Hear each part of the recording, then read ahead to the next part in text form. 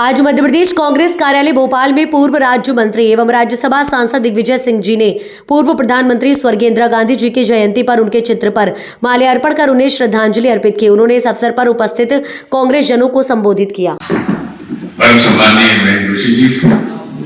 राजीव सिंह जी, हमारे पूर्व जिला कांग्रेस कमेटी के अध्यक्ष, हमारे माननीय वकील साहब, उपस्थित आदरणीय सभी साथी, आज उस शख्सियत की जन्मतिथि है जिन्होंने आजादी के बाद देश का वह नेतृत्व दिया जो कभी दोहराया नहीं जा सकता। जिस प्रकार से उन्होंने इस देश की सामाजिक और आर्थिक परिस्थितियों के अंतर्गत जो हमेशा से महात्मा गांधी कहते रहे, पंडित जवाहरलाल नेहरू कहते रहे, किस प्रकार गरीबों के पक्ष में, किस प्रकार से अनुसूचित जनजाति के पक्ष में नीतियां बनाई जाना चाहिए, उसका उन्होंने अक्षरशः पालन किया। महात्मा गांधी हमेशा कहते थे कि जब तुम कभी भी किसी विषय पर हमारे मन में कोई तस्वीर सामने ना हो, आंख बंद करके निर्णय लेने के पहले जो सबसे गरीब व्यक्ति तुम्हारे सामने चेहरे पे आए, उस निर्णय से उस पर क्या असर पड़ेगा, तो सारे तुम्हारे जो संदेह है, डाउट्स है, वो साफ हो जाएंगे। इसी का पालन करते हुए इंदिरा जी का यदि कार्यकाल देखेंगे तो उन्होंने हमेशा गरीब अनुसूचित जनजातियों के लिए योजनाएं बनाई, नीतियां बनाई। और आज भी यदि आप किसी भी आदिवासी क्षेत्र में किसी भी अनुसूचित जाति के परिवार से आप संपर्क करेंगे तो एक बात वो कहेगा कि हमें इंदिरा जी के जाने के बाद हम लोग अनाथ हो गए। साथियों, यही कांग्रेस की नीतियों का पालन करने का हम लोगों का जो रास्ता है, वही रास्ता आज आदरणीय खड़गे जी, राहुल जी, प्रियंका जी अपनाने का प्रयास कर रहे हैं। आज पूरे देश में लड़ाई अमीर और गरीब के बीच में है और पूरे तरीके से इस देश में कुछ चंद लोगों के हाथ में पूरे देश की अर्थव्यवस्था सौंप दी गई है। हम सभी का ये फर्ज बनता है कि हम इस बात को जन जन तक पहुंचाने का प्रयास करें और जिस उद्देश्य के साथ देश को आजादी मिली, सभी को साथ लेकर, सभी को मिला जुला कर हम लोग एक ऐसे देश का निर्माण करें जहां हर व्यक्ति की आवाज, जन जन की आवाज बड़े से बड़े आदमी तक, सत्ता के गलियारों तक पहुंचाया जा सके। ये हमारा संकल्प होना चाहिए। ये भी एक सहयोग है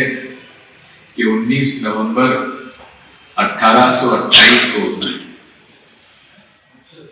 रानी लक्ष्मीबाई जी का जन्मदिन भी था। ये भी सहयोग देखिए कि दो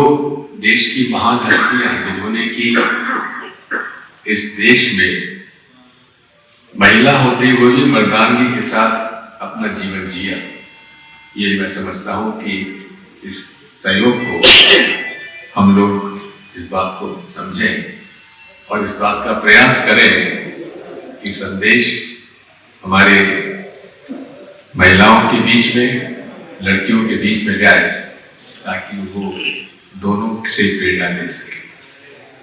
मैं आज इस अवसर पर उनके प्रति हम विनम्र श्रद्धांजलि अर्पित करते हैं और इस बात का हमारा हमेशा प्रयास रहेगा कि देश में जब तक कि बाबा साहब अम्बेडकर, महात्मा गांधी, पंडित जवाहरलाल नेहरू, इंदिरा जी का जो सपना था कि गरीब से गरीब आदमी को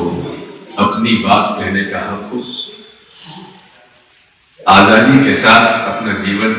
जीने का हक हो। समाज में जो दूरियां बढ़ती जा रही है, धर्म के आधार पर जो समाज को बांटा जा रहा है, कैसे उसको हम लोग जोड़कर एक ऐसे भारत का निर्माण करें जिसकी कल्पना उन सभी लोगों ने की थी जिन्होंने इस देश को आजादी दिलाई। साथियों, संघर्ष मध्य प्रदेश में ही नहीं पूरे देश में हमारा कठिन है, कठोर है, और जिस प्रकार से भारतीय जनता पार्टी और विशेषकर नरेंद्र मोदी जी की सरकार इस देश में चुने हुए कुछ उद्योगपतियों के हाथ में पूरे देश की अर्थव्यवस्था सौंप दी है, उस पर हमें एकजुट होकर संघर्ष करने की आवश्यकता है। और मैं ये भी चाहूँगा और ये भी अनुरोध करूँगा कि हम लोग कोई पब्लिक मीटिंग का इंतजार ना करें, कोई कांग्रेस पार्टी का नीति कार्यक्रम का हमारे सामने कोई प्रोग्राम हो उसका इंतजार ना करें। रोज अपने व्यवहार में, अपने मोहल्ले में, अपने घर में, अपने मित्रों के बीच में, अपने परिवारजनों के बीच में इस बात पर बहस करें कि आखिर मोदी जी और भारतीय जनता पार्टी इस देश को कहां ले जा रहे हैं। आज कोई ऐसा परिवार नहीं है जो ये कहे कि हमारे पास जितनी आमदनी है उससे खर्चा होने के बाद जो बचत पहले हुआ करती थी आज बचत हो रही है कि नहीं हो रही है। हमारा जो मिडिल क्लास है, जो मिडिल क्लास बढ़ता चला जा रहा था, गरीब मिडिल क्लास की श्रेणी में आ रहे थे, आज उसी मिडिल क्लास में से लगभग 50 लाख परिवार ऐसे हैं जो मिडिल क्लास से निकलकर गरीबी के रास्ते पर पहुंच चुके हैं। इसलिए साथियों, ये देश